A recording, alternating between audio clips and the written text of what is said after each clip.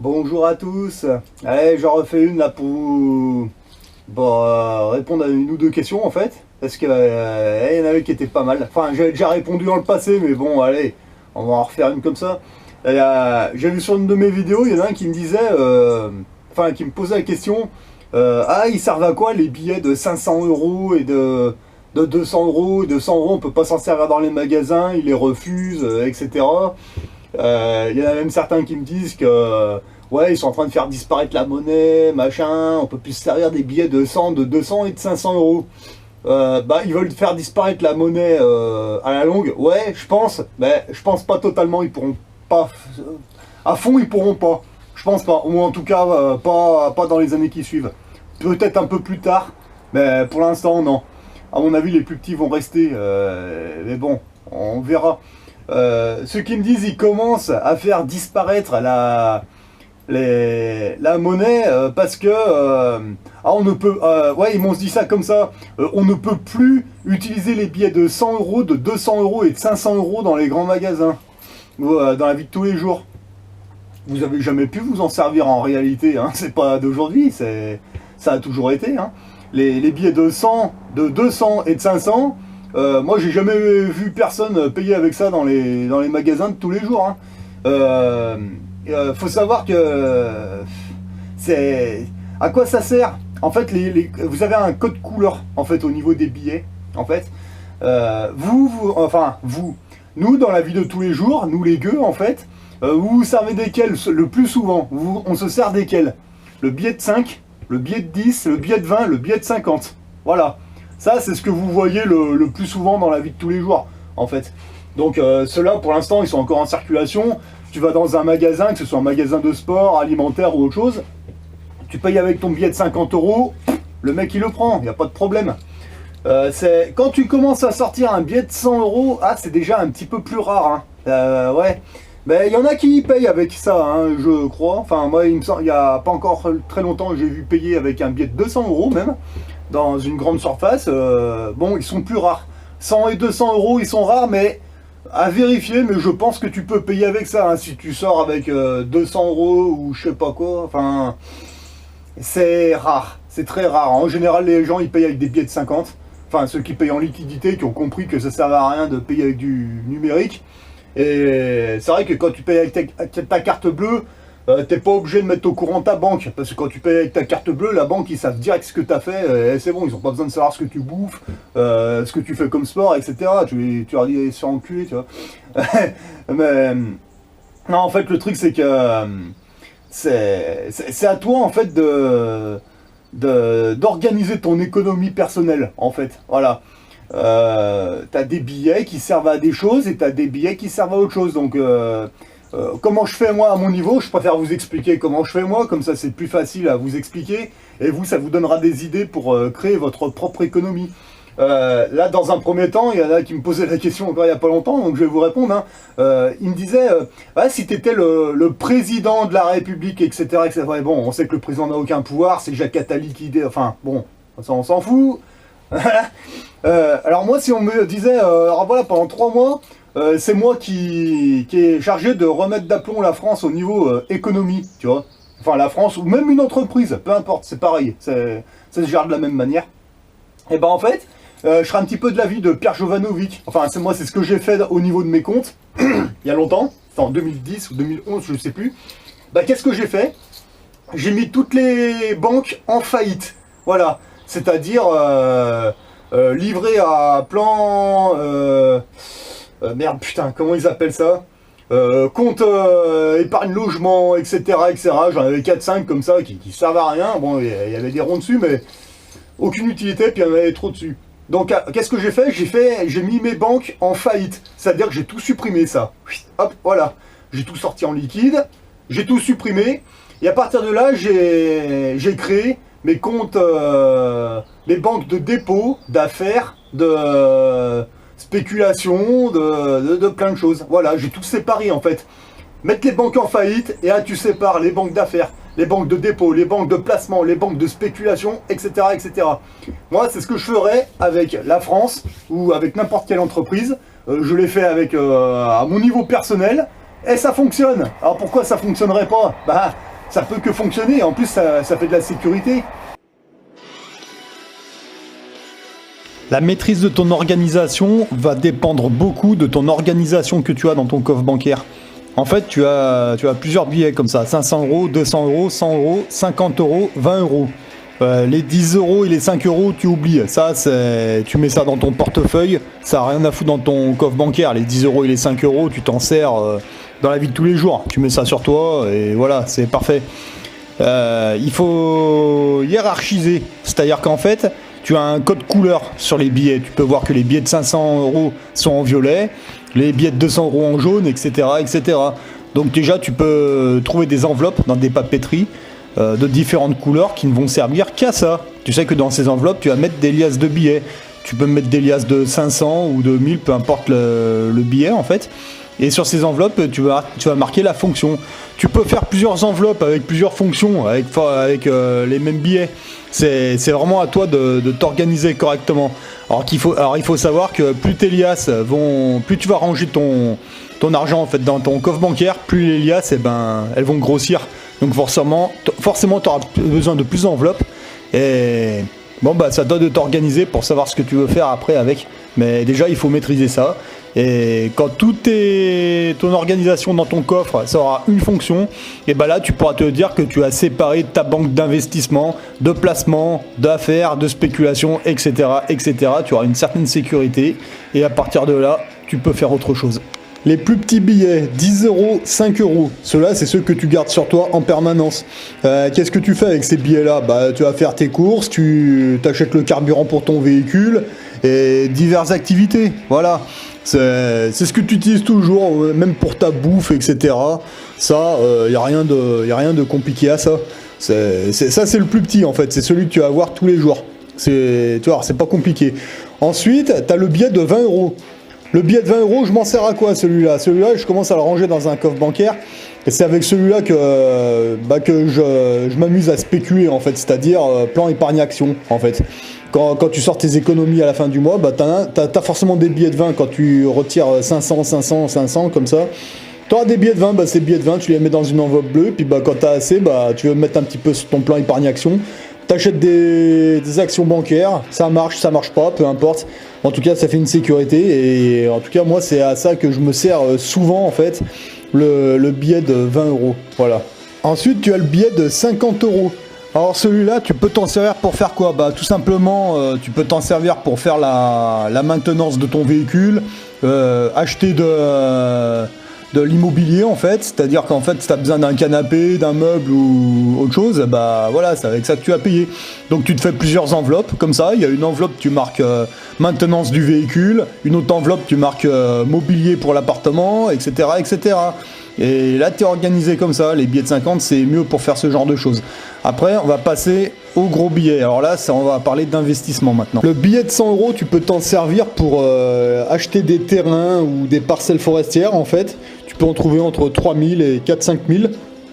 Donc pourquoi le billet de 100 euros ? Parce qu'en fait, si tu veux recharger ton compte bancaire avec des billets de 50 ou de 20, ça va faire des liasses plus grosses. Et à savoir qu'un distributeur de billets, quand tu mets des liasses pour recharger ton compte, il va prendre 10 ou 15 billets maximum, quelque chose comme ça.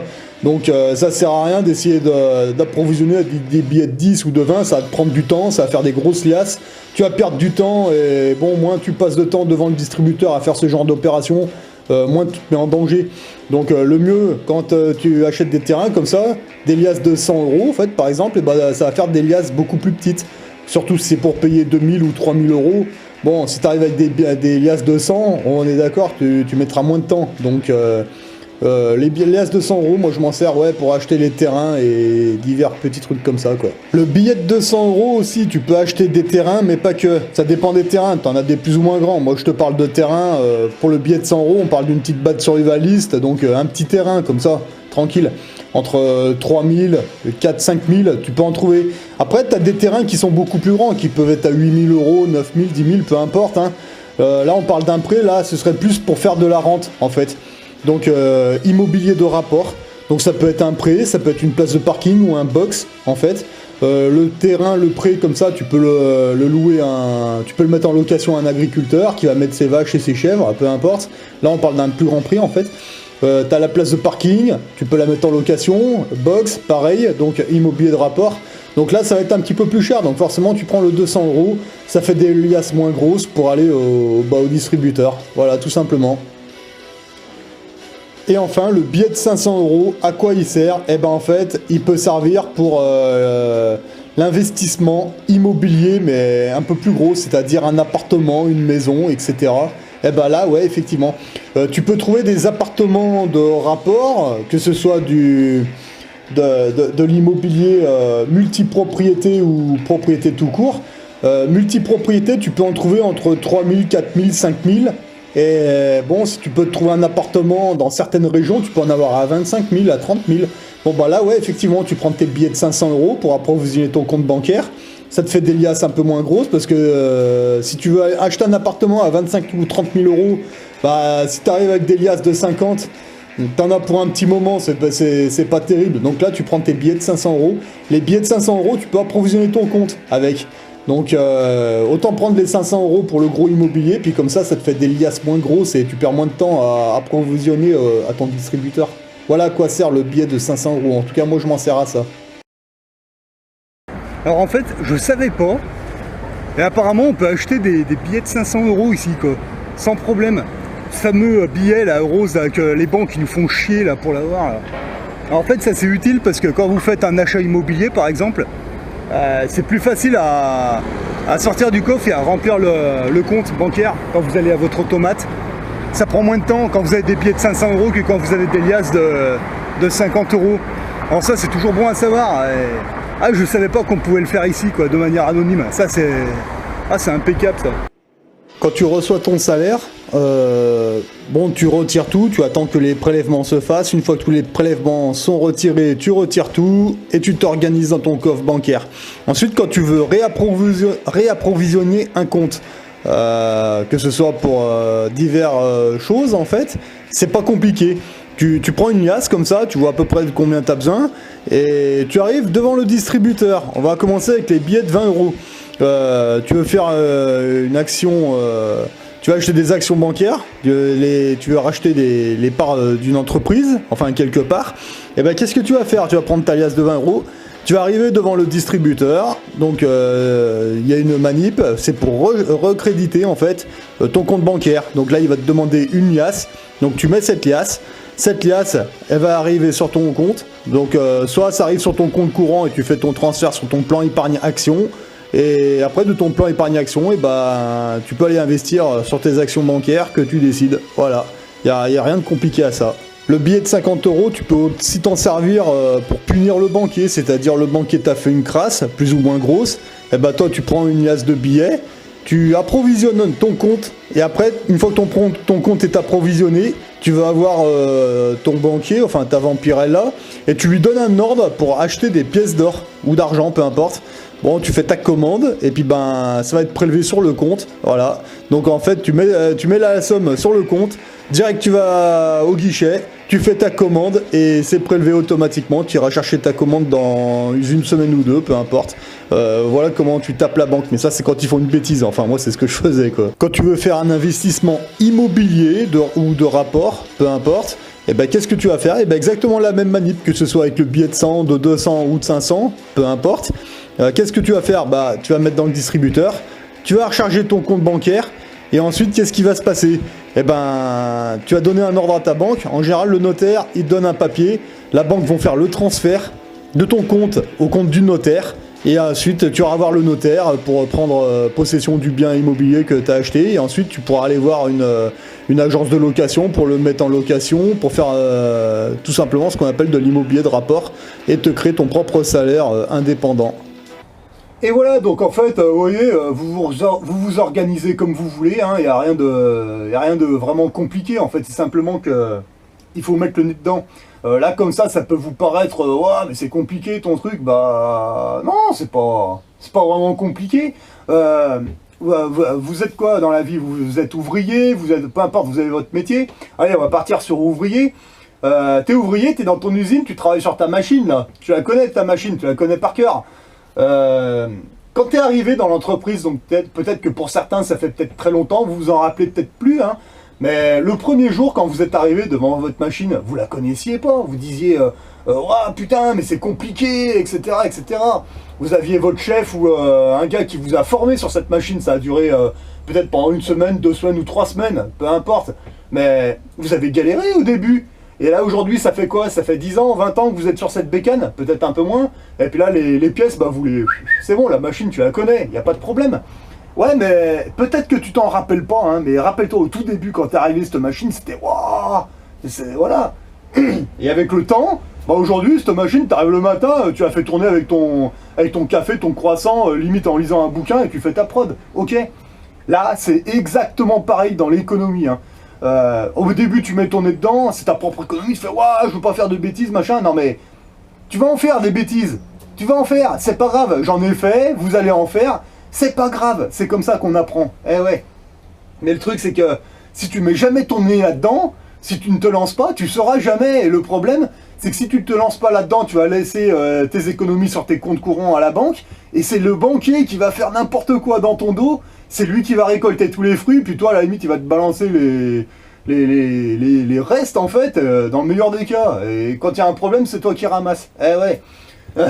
Après, il y en a qui vont me dire, bon, pour ceux je sais qu'il y en a qui se réveillent maintenant sur l'économie, il y en a qui vont me dire, ah ouais, mais à quoi ça servirait les pièces d'or et d'argent? Bah tout simplement à te protéger de l'inflation, c'est tout. Ta monnaie papier, elle perd de la valeur. Surtout l'euro, hein. L'euro ça vaut rien, hein. Que ce soit l'euro, le dollar US et toutes ces monnaies de merde qui sont basées sur rien du tout, ça vaut rien du tout. Avant on était en francs, en France. Avant on avait la monnaie, le franc. Il faut savoir qu'il y a des pièces qui sont encore en circulation. Je crois que c'est la 5 francs semeuse, la 2 francs peut-être il me semble, je sais plus. Mais il me semble que j'en avais vu des pièces comme ça en circulation. La 5 francs qu'on avait à l'époque, hein, dans les années 80, et ben il y en a certaines qui sont encore en circulation, je crois qu'elles ont une valeur de 3,50 € aujourd'hui. Ah ouais, bah vous savez pourquoi? Parce que ces pièces-là, enfin il y en a certaines, bah elles étaient en argent métal. Voilà, tout simplement. Le franc français qu'on avait avant était basé sur l'argent métal, il me semble. Enfin à vérifier, je me rappelle plus, mais je crois qu'il y a un truc comme ça. L'euro, il est basé sur quoi? L'euro, il est basé sur le dollar US. Le dollar US, il est basé sur quoi? Sur la photocopieuse. Comme l'euro d'ailleurs, hein, et comme le yen japonais. Hein. Là, ils sont en train d'imprimer. Allez voir ce que c'est que le quantitative easing, vous allez vite comprendre. Et là, ils sont en train d'imprimer, mais tous les jours, l'imprimante, c'est un truc de malade. Donc c'est pour ça que, bon, d'avoir de la monnaie papier, c'est bien, mais il faut aussi se faire une réserve fractionnelle personnelle qui servira de sécurité le jour où il y aura le crack. Voilà. Le jour où il y aura le crack économique, alors là, j'attends celui-là. Mais bon, en même temps, on est plusieurs, ça fait 10 ans qu'on s'y prépare. Il y en a certains qui me disaient ouais mais comment ça se fait que toi dans les affaires ça va alors qu'aujourd'hui c'est la crise de partout? Mais tout simplement parce qu'il y a 10 ans en arrière on y a vu arriver ce qui se passe aujourd'hui, on n'a peut-être pas vu comme ça mais on savait qu'il allait se passer un truc. Donc moi personnellement je me suis organisé pour justement passer ce genre de choses, même si ça se passe pas comme prévu. Bon, c'est vrai que le coup des masques, j'ai pas vu arriver celle-là, faut reconnaître. Moi, je savais qu'il y avait, moi comme beaucoup, je savais qu'il allait y avoir une crise sérieuse, mais j'avais pensé à tout sauf à une crise sanitaire, même si c'est pas vraiment, mais bon, voilà. Et ils vont nous faire chier avec ça un petit moment, mais bon, je suis un petit peu moins emmerdé que beaucoup de gens. Pourquoi? Parce que je sais ce qui se passe, j'ai eu les bonnes informations, je stresse pas, c'était comme ça, bon bah, voilà, c'était prévu, voilà. Mais voilà, quand vous adaptez votre situation à ce qui va se passer, bah forcément, quand on arrive devant le fait accompli, bah forcément, il y a moins de dégâts. Voilà, on a un peu moins la trouille, on est mieux organisé. Pourquoi? Mais parce qu'on y a vu arriver, contrairement aux gens qui sont chez BFM TV, qui sont dans leur télé en permanence, qui regardent tout sans rien comprendre. Bah ouais, voilà. Donc c'est pour ça que l'information, c'est très important, il faut bien vous informer correctement. Pas dans la télé, mais il faut pas hésiter à prendre votre sac et aller un peu sur internet et aller voir un petit peu ailleurs. Et après il faut aussi vous documenter, acheter des bouquins sur différents sujets, que ce soit sur l'économie, que ce soit sur le survivalisme. Je veux dire, dans les librairies, vous avez énormément de bouquins. Bah, de temps en temps, il faut mettre 20 €, 30 € dans un bouquin, il faut le lire et puis il faut s'éduquer. Voilà. Donc en espérant que cette petite vidéo vous ait aidé un petit peu, à vous donner des idées surtout, hein. Faites pas forcément comme ça, hein. Voilà, cette solution que je vous donne là, C'est une solution que j'ai utilisée il n'y a pas si longtemps, mais là j'ai changé encore ma technique. Donc je vous donne une solution qui est obsolète. Enfin, qui est obsolète. Ça fonctionne, ça fonctionne. Si vous le faites comme ça va fonctionner. Mais moi, quand je donne une solution comme ça veut dire que j'ai trouvé mieux. Voilà. Puis après, quand j'aurai trouvé encore mieux, eh ben, je vous donnerai la solution que j'avais après. Et puis, moi, je vous donne les solutions avec un petit cran de retard. Et n'oubliez pas que les informations que je vous donne parfois même 99% du truc. Mais il y aura toujours un petit pourcent, une petite connerie que je ne vais pas expliquer. C'est normal, c'est pour que vous alliez voir.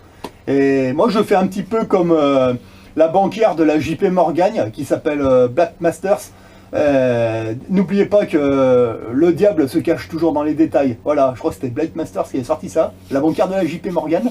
Allez voir parce que quand j'ai commencé vraiment à me former à l'économie, j'ai lu ce bouquin en fait. Quelque part, c'est un peu Pierre Jovanovic et Blake Masters qui ont été, mais de manière indirecte, mes formateurs à la base. Alors après, vous avez des mecs sur YouTube qui vont vous dire ouais, moi je suis milliardaire suisse, moi je suis milliardaire machin. Non, ouais, c'est pas des milliardaires, c'est des trolls, c'est des trolls. Peu de fois vous les entendez parler, déjà vous voyez jamais leur gueule. Quand vous les entendez parler, ça gueule, ça insulte, et puis c'est n'importe quoi. Vous voulez des noms de milliardaires, des vrais? Je vais vous en donner quelques-uns, moi. Vous avez Elliot Théophile, vous avez Cédric Anissette, vous avez Margot Klein, puis vous en avez plein d'autres, vous avez Roger Lanois, Anthony Robbins. Eux, allez voir leurs vidéos, eux, c'est des vrais milliardaires, ils vous expliquent des choses, ils vous donnent des idées. Moi, je sais que personnellement, ils me forment plus ou moins de manière indirecte, quoi, mais des fois, ils me donnent des idées. Eh ouais. Voilà, c'est pas la peine d'aller écouter des trolls qui vous racontent des conneries. Alors des gens qui vous disent « Oh, vous pourriez faire comme ci, ah, vous auriez pu faire comme ça », vous en avez, mais... vous en avez tout autour de vous, que ce soit votre entourage, que ce soit sur YouTube, que ce soit partout. Ah, il y en a plein. Bon, par contre, pour vous donner des idées, il n'y en a pas tant que ça, hein. Des idées, des vraies, hein. Vous pouvez aussi aller dans vos quartiers riches, hein, que ce soit Marseille, Lyon ou ailleurs. Vous avez des quartiers de riches, même à Paris. Bah, n'hésitez pas, allez vous promener, essayez de les croiser, et essayez de discuter avec eux, et essayez de sympathiser avec eux, hein, ils sont pas méchants, bon, comme de partout, comme dans toutes les classes de la société, vous avez des gens bien, des gens cons, bah ouais, mais vous avez des gens bien aussi, et à force de discuter avec eux, bah, ils vont peut-être vous donner des bons conseils, et là, vous prenez note, vous essayez, la première fois, vous allez peut-être vous planter, mais la deuxième fois, ça marchera peut-être, et vous allez retourner les voir, etc., etc., c'est comme ça qu'on se forme, voilà, c'est pas en restant le cul devant BFMVC, surtout qu'en ce moment, il n'y a rien d'intéressant, quoi. Voilà. Allez, sur ce, je vous souhaite bon courage et puis organisez-vous bien et vous allez voir, ça va bien se passer. Allez, salut!